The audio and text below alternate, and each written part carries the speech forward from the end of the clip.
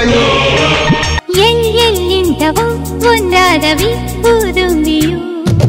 ಅವ್ರು ಭಾರಿ ಇಷ್ಟ ಫಿಶ್ ಅಂದರೆ. ಆ ಟೈಮಲ್ಲಿ ಬಾಸ್ ಫಿಶ್ ಅಂದ. ಆಯ್ತು ಬಾ ದರ್ಶನ್. ಅವ್ರು ರೋಡಿಗಳಂತ ಯಾರು ಅಂತಾರೆ ಸರ್, ಪಾಪ ನಮ್ಮ ಇದಕ್ಕೆ ಬಂದ್ರೆ ದೇವರು ಸರ್ ಅವ್ರು ನಿಜವಾಗ್ಲು. ಪಾಪ ಎಲ್ಲೂ ಹೋಗ್ದಿರಾ ಕೂಡ್ಸ್ಬಿಟ್ಟಿದೀವಿ, ಅದು ಬೇರೆ ತಲೆಗೆ ಬೇರೆ ಗುಂಡು ಹೊಡ್ಸಿನೇ ಇದು ಇರಬೇಕು ಅಂತ ಹೇಳ್ಬಿಟ್ಟು ಅದನ್ನ ನಮ್ಮ ದರ್ಶನ್ ಅವರು ಹಿಡ್ಕೊಂಡು ಪಾಪ ಎಲ್ಲ ಇದಾಯ್ತು ಸರ್. ನಮ್ಮ ಪ್ರೊಡ್ಯೂಸರ್ಗೆ ದುಡ್ಡು ಸಿಗ್ಲಿಲ್ಲ. ಒಂದಾದ್ಮೇಲೆ ಹಂಗೆ ಟಕ್ಕ ಟಕ ಟಕ ಟಕ ಟಕ ಟೇಕ್ ಮಾಡ್ಬೇಕು. ಒಂದು ಲೆಕ್ಕದಲ್ಲಿ ಹೇಳ್ಬೇಕಂದ್ರೆ ನನ್ನ ಮಗನಿಗೆ ಗಾಡ್ ಫಾದರ್ ಅಂದ್ರೆ ಅವರೇ, ನಮ್ಮ ದರ್ಶನ್ ಅವರೇ. ನನ್ನೂರು ಆನೇಕಲ್ ಬಾಲರಾಜು ಅಂತಲೇ ಇದೆ, ಬಟ್ ಬೆಂಗಳೂರೇ ನಂದು. ಆ ಏರಿಯಾ ಇದಾಗಿದ್ದಾರೆ. ಈ ಮಧ್ಯಮದವರು ಪೇಪರ್ ಅಲ್ಲಿ ಬಿಸ್ನೆಸ್ಗಂತ ಹೋದೆ.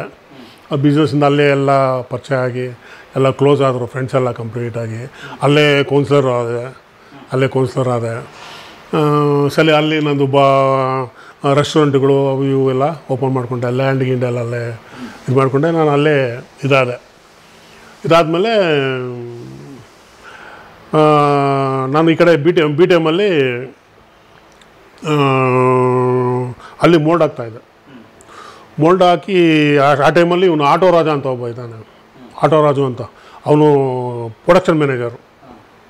ಬಂದು ಅಣ್ಣ ಈ ಥರ ಕತೆ ಇದೆ, ಏರ್ ಬಾಬು ಮಾಡಿದ್ದಾನೆ. ಏರ್ ಬಾಬು ಮನೆ ಹೋಗ್ಬಿಟ್ನಲ್ಲ, ಏರ್ ಬಾಬು ಈ ಥರ ಕತೆ ಮಾಡಿದ್ದಾನೆ, ಭಾರಿ ಚೆನ್ನಾಗಿದೆ ಅಣ್ಣ. ಆದಿತ್ಯದಲ್ಲಿ ರೂಮ್ ಹಾಕಿದ್ದೀವಿ, ಬಂದು ಕೇಳ್ರಣ, ಹಿಂಗೆ ಚೆನ್ನಾಗಿದೆ, ನೀವು ಪ್ರೊಡ್ಯೂಸ್ ಮಾಡೋಂಗಿದೆ. ಮುಂದೆ ಆಟ ಹಿಡ್ಕೊಂಡ. ಆಮೇಲಿಂದ ಏನು ಮಾಡಿದೆ, ಸರಿ ಆಯ್ತು ನಡೆಯೋ ಬರ್ತೀನಿ ಅಂತ ಹೇಳ್ಬಿಟ್ಟು ಹೋಗಿ ಅಲ್ಲಿ ಇವನು ಪರಿಚಯ ಆಗಿದ್ದು ನನಗೆ. ಹೊಸ ಚೇರ್ಮನ್ ಅಂತ ಒಬ್ಬ ನಮ್ಮ ಸ್ನೇಹಿತ ಆರೋಗ್ಯದ ಶ್ಯಾಮ್ ಅಂತ, ಅವನು ಪಿಕ್ಚರ್ ಮಾಡಿದ್ದ. ಪಿಕ್ಚರ್ಗೆ ಇದಕ್ಕೆ ಏನು ಮಾಡ್ದ, ನನಗೆ ಹಿಡ್ಕೊಂಬಿಟ್ಟ, ನನಗೊಂದು 5 ಲಕ್ಷ ಬೇಕು ಅಂತ. ಆ ಟೈಮಲ್ಲಿ ಅವನಿಗೆ ಅರೇಂಜ್ ಮಾಡಿದ್ದೆ. ಆ ಟೈಮಲ್ಲಿ ಇವನು ಪ್ರೊಡಕ್ಷನ್ ಮ್ಯಾನೇಜರ್. ಅದಕ್ಕೆ ಅಲ್ಲಿಂದ ಲಿಂಕ್ ಇಲ್ಲಿ, ಅಲ್ಲಿಂದ ಲಿಂಕ್ ಇಲ್ಲಿ. ಈ ಥರ ಬಂದು ಅವನು ಏನು ಮಾಡ್ದ, ಹಿಡ್ಕೊಂಡ ನನ್ನ. ಸರಿ ಆದಿತ್ಯ ಹೋದ್ವಿ ರೂಮ್ಗೆ. ಸರ್ ಬಜೆಟ್ ಇಷ್ಟಾಗುತ್ತೆ, ಇಷ್ಟಲ್ಲಿ ಮಾಡ್ಬೋದು ಅಂತೇಳ್ಬಿಟ್ಟು ರಮೇಶ್ ಅಂತಿದ್ದ. ಅವನು ಇವರೆಲ್ಲ ಸೇರಿಕೊಂಡು ಎಲ್ಲ ಇದು ಮಾಡಿದ್ರು.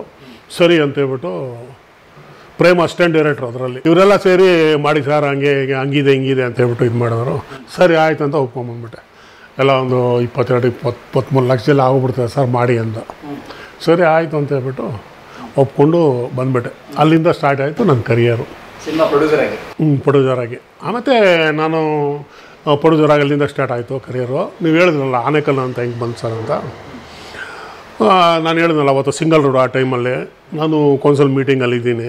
ಇಲ್ಲಿ ಪ್ರೆಸ್ ಮೀಟ್ ಕರೆದುಬಿಟ್ಟವ್ರೆ ಬೆಂಗಳೂರಲ್ಲಿ, ಹೋಗಲೇಬೇಕು. ಎಲ್ರಿ ಎಷ್ಟೊತ್ತಿಗೆ ಕಾಯೋದು ಅಂತ ಪ್ರೆಸ್ಸವರು ಇದು ಮಾಡ್ತವ್ರೆ. ಸರ್ ಆನೇಕಲ್ಲಿಂದ ಬರಬೇಕು ಅಂತ. ಆನೇಕಲ್ಲವರು ಅವರು ಅಂತ ಹೇಳೋರು.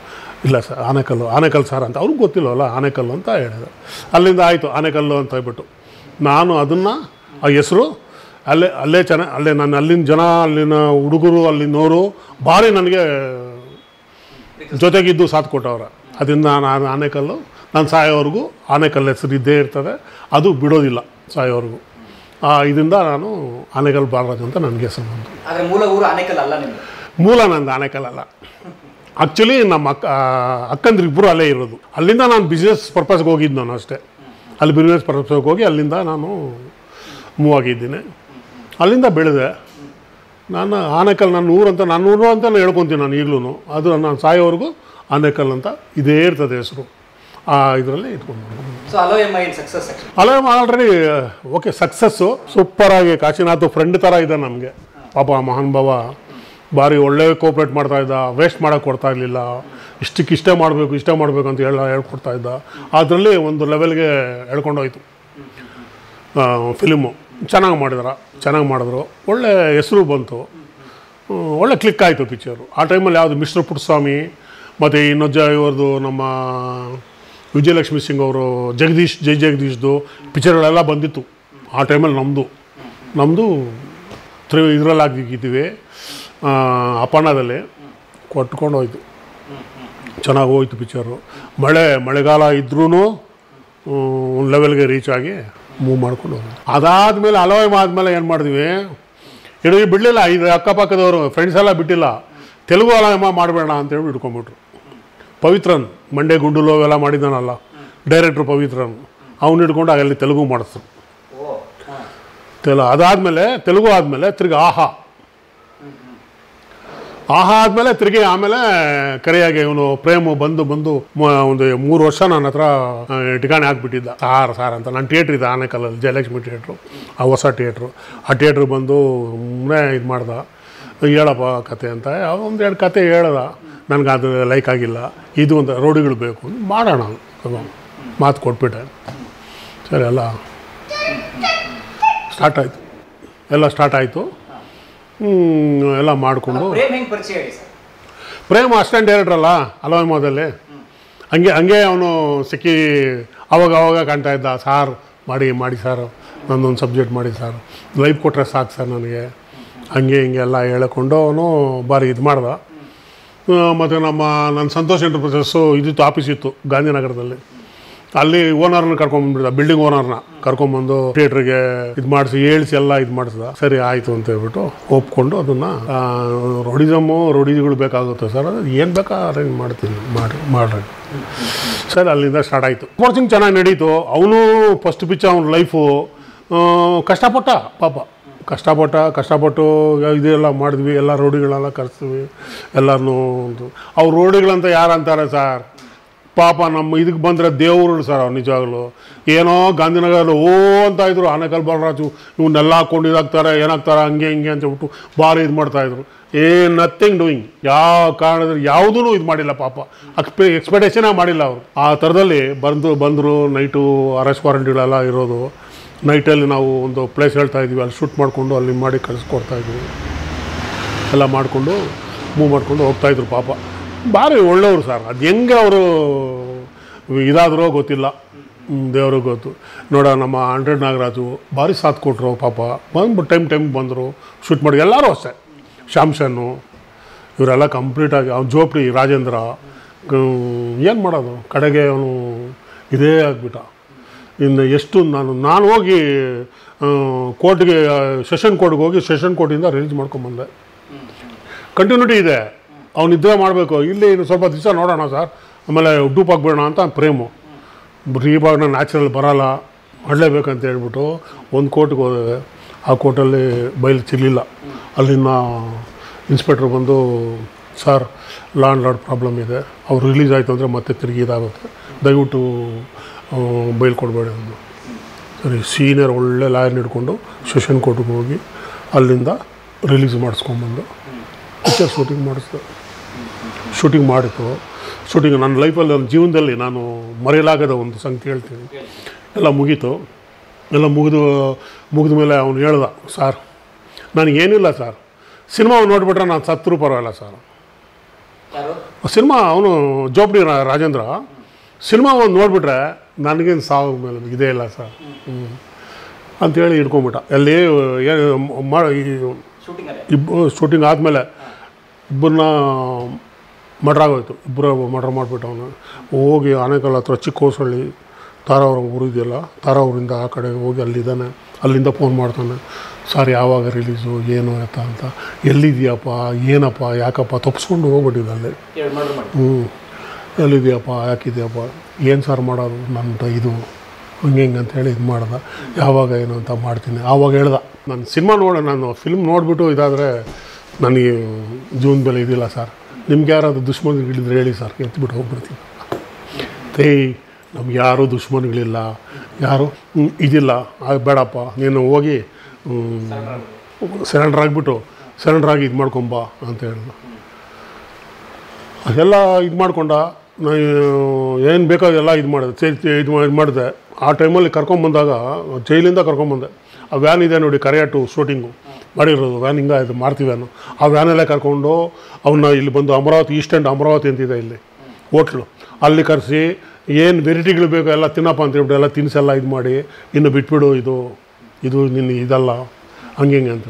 ಸರಿ ಸರ್, ನಾನು ಆ ಕಡೆ ನಾಗರಬಾವಿಯಿಂದ ಆ ಕಡೆ ಎಲ್ಲಾದರೂ ಹೋಗ್ಬಿಡ್ತೀನಿ, ನನಗೊಂದು ಯಾವುದಾದ್ರೂ ಒಂದು ಮನೆ ಲೀಸಿಗೆ ಕೊಡಿಸ್ಬಿಡಿ ಸರ್, ನಾನು ಹೋಗ್ಬಿಡ್ತೀನಿ. ಸರ್ ಆಯಿತು, ನಾನು ಏರ್ಪಾಟ್ ಮಾಡಿದೆ. ಸರ್ಜನ್ರ ಲಾಡ್ಜಲ್ಲೇ ರೂಮ್ ಹಾಕಿದ್ದೆ ಮೆಜೆಸ್ಟಿಕಲ್ಲಿ.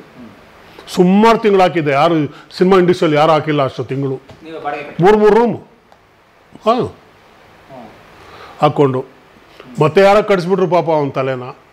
ಮತ್ತು ಹಾಕಿ ಬಂದಲ್ಲ ಅವರು ಕೊನೆಗೇನಾಯ್ತು? ಮಠ ಆಗೋಯ್ತು, ಮಠರಾಗ್ಬಿಟ್ಟು ಹೋಗ್ಬಿಟ್ಟು ಏನು ಮಾಡೋದು? ಹೇಳ್ದಲ್ಲ ಹೇಳಿದ್ವಿ, ಅವ್ರನ್ನ ಕನ್ವಿಂಟ್ ಮಾಡ್ಕೋ, ರಾಜಿ ಮಾಡ್ಕೋ, ಎಲ್ಲ ಅಣ್ಣ ತಮ್ಮಂದ್ರಂಗಿರ್ರಿ, ಯಾವುದಕ್ಕೂ ಅವಕಾಶ ಕೊಡಬೇಡಿ. ಏನಿದೆ ಲೈಫು, ಹಿಂಗೆ ಇದು ಮಾಡ್ಕೊಂಡು ಹೋಗ್ತಾರೆ, ಇನ್ನು ಬೆಳ್ಕೊಂಡು ಹೋಗ್ತಾ ಇರ್ತದೆ. ಮಕ್ಕಳಿದ್ದಾರೆ, ಹೆಂಡತಿ ಇದ್ದಾರೆ, ಎಲ್ಲ ಇದ್ದಾರೆ, ಬೇಡ ಇವೆಲ್ಲ ಬಿಟ್ಬಿಡಪ್ಪ. ಅವನ್ನೆಲ್ಲ ಕರೆಸು, ನಿನಗೆ ಯಾರ್ಯಾರು ಇದ್ದಾರೆ ಅವನ್ನೆಲ್ಲ ಕರ್ಸ್ಕೊಂಡು ಇದು ಮಾಡಿ ಇದು ಮಾಡೋಣ ಬೇಕಾದರೆ ಅಂತೆಲ್ಲ ಇದು ಮಾಡಿ ಹೇಳ್ದ. ಕಡೆಗೆ ಅವನು ಇದಾಗಿಲ್ಲ. ಅವನದೊಂದು ಭಾರಿ ನೋವು. ಅದೇ ವಿನಾಯಕದಲ್ಲಿ ಪಿಕ್ಚರ್ ರಿಲೀಸ್ ಮಾಡಿದ್ವಿ. Full collection. ಕನ್ನಡ ಪಿಕ್ಚರ್ ವಿನಾಯಕದಲ್ಲಿ ಹಾಕಿದ್ದೀವಿ ನೋಡಿ, ಎಲ್ಲ ತಮಿಳು ಸೆಂಟ್ರದು. ಸಿನಿಮಾ ನೋಡಿಲ್ಲ ಪಾಪ, ಅದು ಹೋಗ್ಬಿಟ್ಟ, ಫಿಲ್ಮ್ ನೋಡೋಕ್ಕಾಗಿಲ್ಲ, ಮಡ್ರಾಗ್ಬಿಟ್ಟು. ಈ ಥರ ಅವನ ಕತೆ.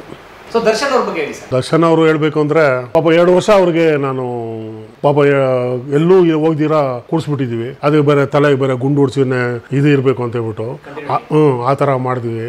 ಅಷ್ಟೆಲ್ಲ ಮಾಡಿ ಪಾಪ ಇದೆಲ್ಲ ಸಪೋರ್ಟ್ ಕೊಟ್ಟ, ಭಾರಿ ಸಪೋರ್ಟ್ ಕೊಟ್ಟ, ಭಾರಿ ಇದು ಮಾಡ್ದ. ಕಡೆಯಲ್ಲಿ ಲಾಸ್ಟ್ ಸಾಂಗ್ ಒಂದು ದೇವನಹಳ್ಳಿ ಹತ್ರ ಒಂದು ಸಾಂಗು, ಒಂದು ಸಾಂಗ್ ಎಲ್ಲ ಮಾತಾಡಿಕೊಂಡು ಲಾಸ್ಟ್ ಅದೇ ಕುಂಬಳಕಾಯಿ ಅಲ್ಲೇ ಹೊಡೆದಿದ್ದು ಎಲ್ಲ ಮುಗೀತು.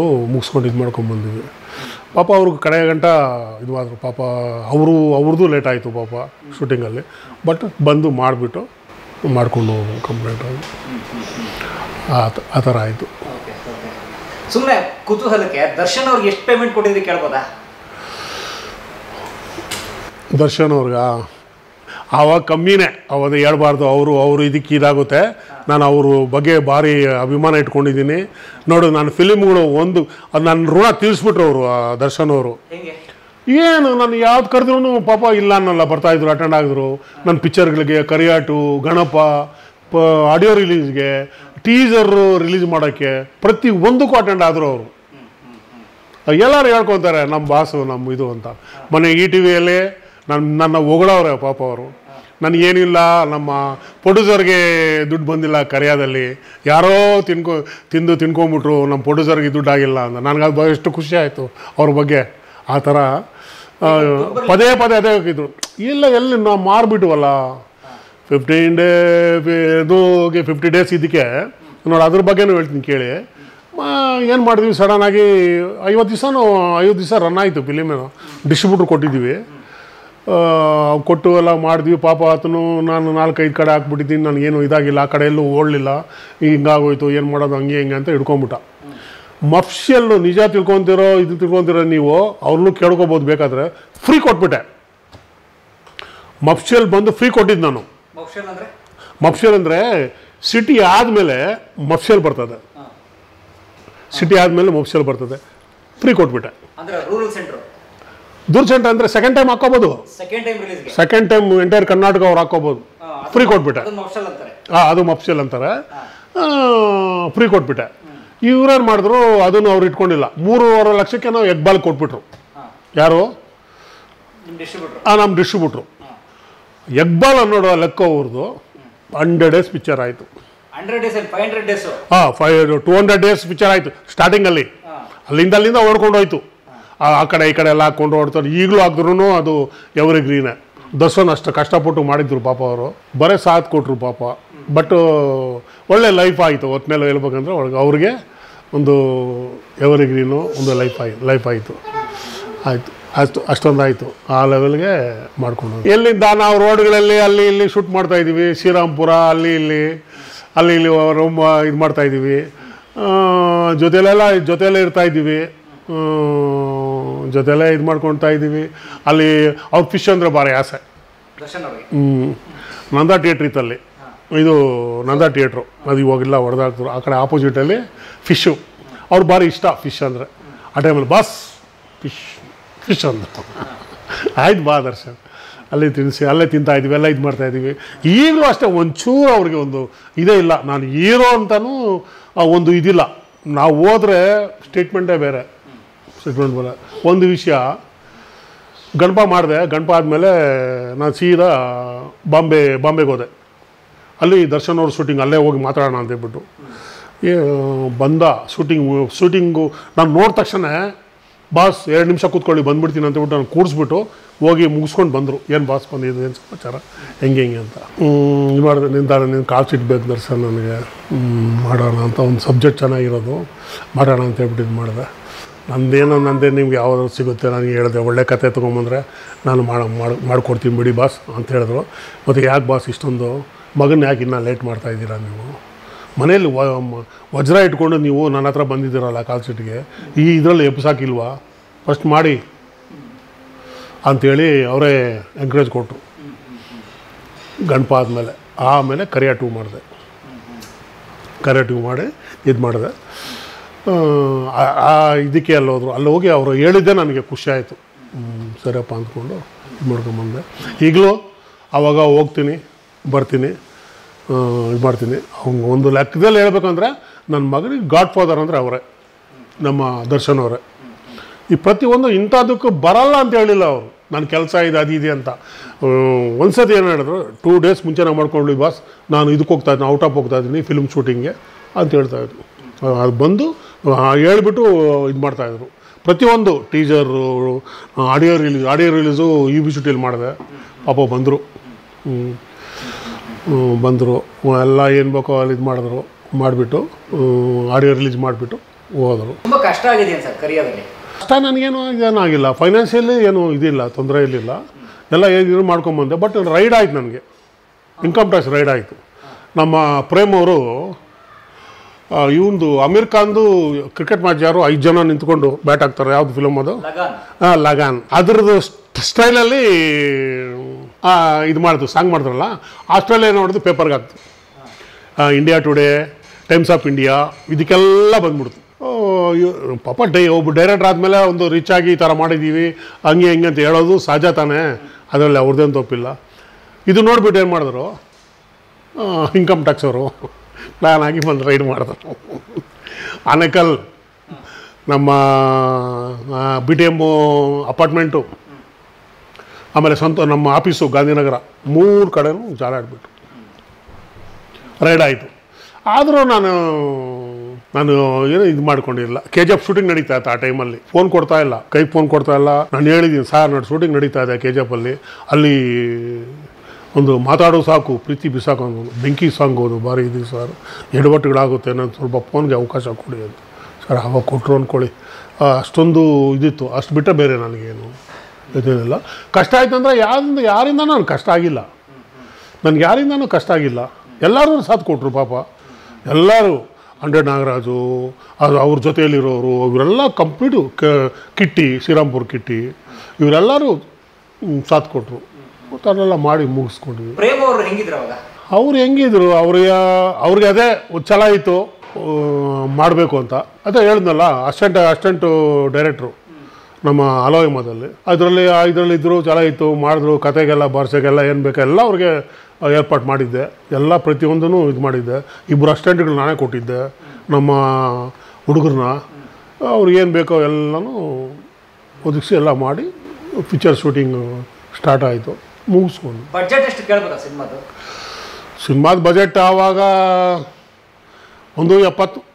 ಅವಾಗ ರಿಚಾಗಿ ಮಾಡಿದ್ವಲ್ಲ, ಸಾಂಗ್ಸ್ ಹೆಂಗೆ ಮಾಡಿದಾರೆ ನೋಡಿ, ಸಾಂಗ್ ಆ ಥರ ಮಾಡಿದ್ರು. ಗುರುಕಿರಣ್ ಸೂಪರಾಗಿ ಇದು ಮಾಡ್ದ. ಬಟ್ ಇವ್ರಿಗೆ ಜಾಸ್ತಿ ಪೆನ್ಸು, ಪ್ರೇಮ್ಗೆ ಸಾಂಗ್ಸ್ ಅಂದರೆ ಭಾರಿ ಇಷ್ಟ ಅವನಿಗೆ.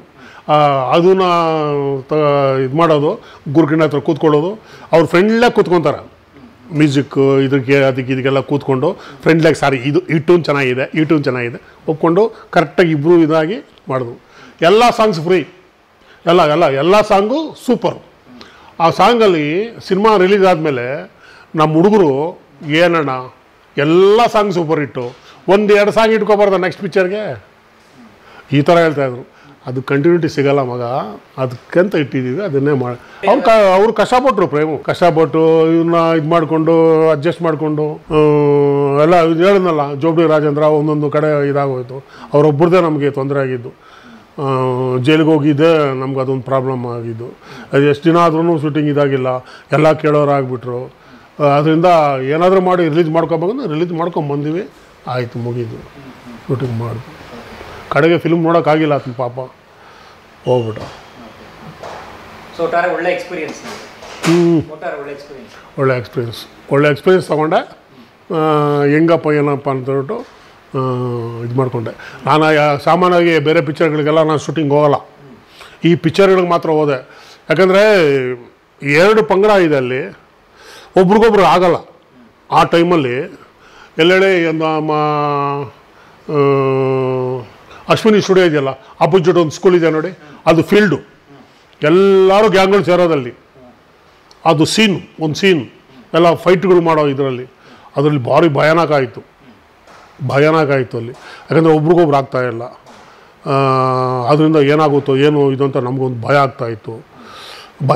ಅದರಿಂದ ಸೈಡ್ಗೆ ನಮ್ಮೂರನ್ನ ಕೆಲವ್ರನ್ನೆಲ್ಲ ಬಿಟ್ಟು ಏನಾದರೂ ಅಕಸ್ಮಾತ್ ಏನು ಇದಾಯಿತು ಆ ಟೈಮಲ್ಲಿ ಕರೆಕ್ಟಾಗಿ ಅಟಕ್ ಬಂದು ಅವಾಯ್ಡ್ ಮಾಡಬೇಕು ಅನ್ನೋದನ್ನು ಇದು ಮಾಡ್ಕೊಂಡಿದ್ವಿ. ಸದ್ಯ ಯಾರಿಗೇನು ಇದಾಗಿಲ್ಲ. ಬಟ್ ಶ್ರೀರಾಮ್ಪುರದ ಕಿಟ್ಟಿನೂ ಶಾಮ್ಸನ್ಗೂ ಸ್ವಲ್ಪ ಏನೋ ಇದಾಯಿತು. ಪಾಪ ಅವರು ಬೇಕಂತಲೇ ಮಾಡಿಲ್ಲ, ಹಿಡ್ಕೊಂಡು ಹೂ ಅನ್ನೋವಾಗ ಇದಾಯಿತು. ಫ್ರೆಂಡ್ ಆಗಿಬಿಟ್ರು, ಎಲ್ಲ ಕ್ಲೋಸ್ ಆಗೋಯ್ತು. ಆರಾಮಾಗಿ ಶೂಟ್ ಮಾಡ್ಕೊಂಡು ಆ ಫುಲ್ ಗ್ಯಾಂಗಲ್ಲಿ ಕ್ಲೈಮ್ಯಾಕ್ಸ್ ಸೀನ್ ಅದು. ಆ ಕ್ಲೈಮ್ಯಾಕ್ಸ್ ಸೀನಲ್ಲಿ ಆ ಥರ ಇತ್ತು, ಆ ಥರ ಸೇರಿಸಿದ್ದ. ಬಟ್ ಆ ಪ್ರೇಮ್ ಅವ್ರಿಗೆ ಪಲ್ಸ್ ಇತ್ತು ನೋಡಿ. ವಿಕ್ಟೋರಿಯಾ ಹಾಸ್ಪಿಟ್ಲಲ್ಲಿ ಶೂಟಿಂಗು, ಆ ಗೋಣಿಚಿದ್ದೆಲ್ಲ ಹಾಕಿ ರೋಡಿನ ಗಂಟು ಕಟ್ಟಿ ಇಟ್ಟಿರೋದು. ಒಂದೇ ಲೈನಲ್ಲಿ 5 ಸೀನ್ ಇರೋದು. ಒಂದಾದ್ಮೇಲೆ ಹಂಗೆ ಟಕ ಟೇಕ್ ಮಾಡಿಬಿಟ್ಟು ಅದು ಭಾರಿ ಖುಷಿ ಆಯಿತು. ನಾನು ಒಂದೇ ಸತಿ ಟೇಕ್ ಮಾಡಿ ಮಾಡಿದ ವಿಕ್ಟೋರಿಯಾ ಹಾಸ್ಪಿಟ್ಲಲ್ಲಿ. ಅಲ್ಲಿ ಶೂಟ್ ಮಾಡಿದ್ವಿ. ಕೆಲವು ಕಡೆ ಎಲ್ಲ ಒಳ್ಳೊಳ್ಳೆ ಜಾಗ, ಶ್ರೀರಾಮ್ಪುರ ಈ ಕಡೆ ಎಲ್ಲ ಒಳ್ಳೊಳ್ಳೆ ಜಾಗದಲ್ಲಿ ಮಾಡಿದ್ವಿ. ಅಲ್ಲಿ ಜೋಪಿ ರಾಜೇಂದ್ರಂದು ಊರಿದೆಯಲ್ಲ, ಒಳಗಡೆ ಹೋದರೆ ಈಚೆ ಬರೋಕ್ಕಾಗಲ್ಲ ಅಂಥ ಜಾಗಗಳಲ್ಲಿ ಮಾಡ್ಕೊಂಬಂದ್ವಿ. ಎಲ್ಲ ಸಪೋರ್ಟು. ಅಲ್ಲಿ ಸಪೋರ್ಟಲ್ಲಿ ರಾಮುಸ್ವಾಮಿ, ನಾಗರಾಜು, ರಾಮುಸ್ವಾಮಿ ಅಂತಿದ್ದ ಪಾಪ, ಅವರು, ನಾಗರಾಜು ಮತ್ತು ಇನ್ನೊಬ್ಬರು, ಇವ್ರದ್ದು 3 ಜನ ಸೇರಿ ನಮಗೊಂದು ಪಿಲ್ಲರ್ ಆದರು.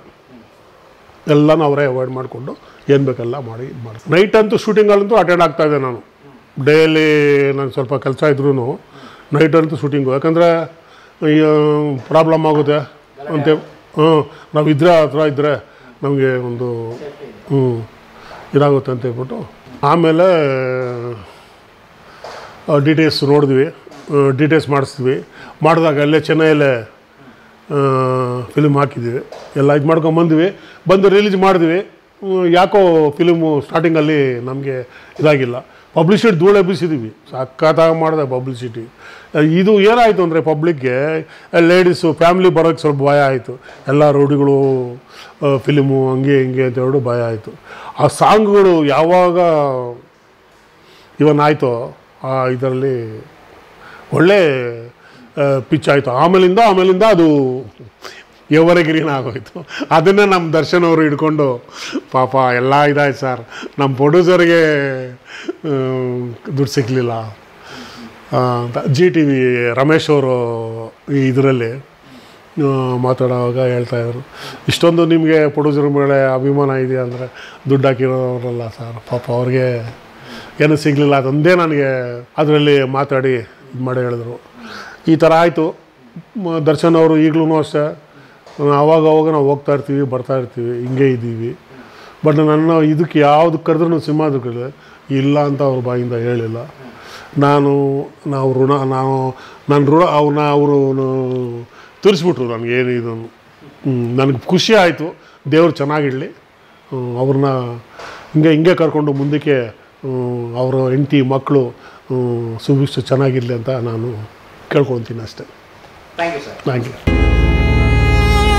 ಕಲಾ ಮಾಧ್ಯಮ ಒಂದು ಸಾಂಸ್ಕೃತಿಕ ಯೂಟ್ಯೂಬ್ ಚಾನಲ್, ದಯವಿಟ್ಟು ಎಲ್ಲರೂ ಸಬ್ಸ್ಕ್ರೈಬ್ ಮಾಡಿ. It's my personal request.